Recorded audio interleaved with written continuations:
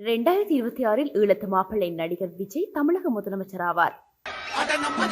நடந்துருமா சிங்கம் மறுபடி திரும்புதம்மா முன்ன ஒரு கதை இருந்ததம்மா இப்ப ஊரு கொண்டு இறங்குதம்மா நட்சத்திரம் ஒண்ணு தெரியுதம்மா நின்ன இடம் பத்தி எரியுதம்மா அச்சம் கொண்டமான ஒரு வரமா அந்த ஒருவன அடையுதம்மா. கடந்த வருடம் 2024ஆம் ஆண்டு பிப்ரவரியில் நடிகர் விஜய் ஆரம்பித்த தமிழக வெற்றி கழகம் கட்சியின் செல்வாக்கு நாளொரு மீடியும் பொழுதுரம்பனவுமாக வளர்ந்து வருகிறது.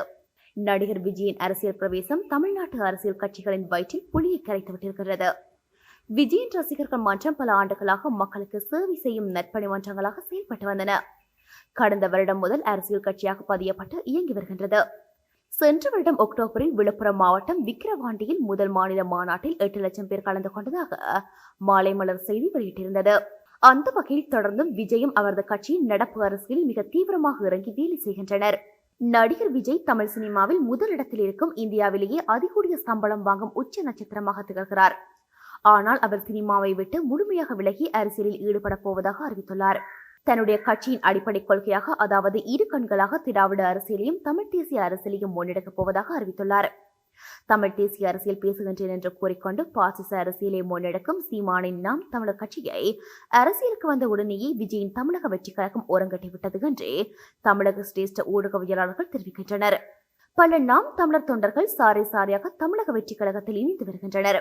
விஜயின் திராவிட தமிழ் தேசிய அரசியல் கொள்கையை கடுமையாக விமர்சித்த சீமான் வீதியில் ஒன்றில் வலது பக்கமாக போ அல்லது இடது பக்கமாக போ இல்லாமல் நடுவில் நின்றியானால் லோரி வந்து மோதி செத்து விடுவாய் என விமர்சித்திருந்தமை குறிப்பிடத்தக்கது.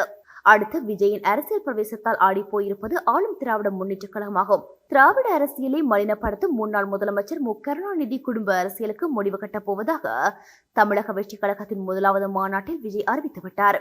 தமிழ்நாட்டை பொறுத்தவரை ஒரு குடும்பமே தந்தை மு கருணாநிதி, மகன்கள் மு அழகிரி, மு ஸ்டாலின், மகள் மு கனிமொழி, மருமகன் முரசொலி மாறன் குடும்பம், பேரன் உதயநிதி ஸ்டாலின் என மன்னராட்சியை நடத்துவதாக பெரும் விமர்சனத்துக்குள்ளாகி வருகிற இந்த சூழ்நிலையில் விஜயின் அரசியல் பிரவேசம் சரியான தருணமாக கணிப்பிடப்படுகிறது. தெற்காசிய நாடுகளான இலங்கை, பாகிஸ்தான், பங்களாதேஷ், இந்தியா போன்ற பெரும்பாலான நாடுகளின் சாபக்கீடாக குடும்ப அரசியல் மற்றும் வாரிசு அரசியல் இருந்து வருகின்றது. நெப்போட்டிசம் தமிழ்நாட்டு அரசியலிலும் இந்தியா முழுமையிலும் கூட சினிமாவிலும் அரசியலிலும் கொடிகட்டி பறக்கிறது.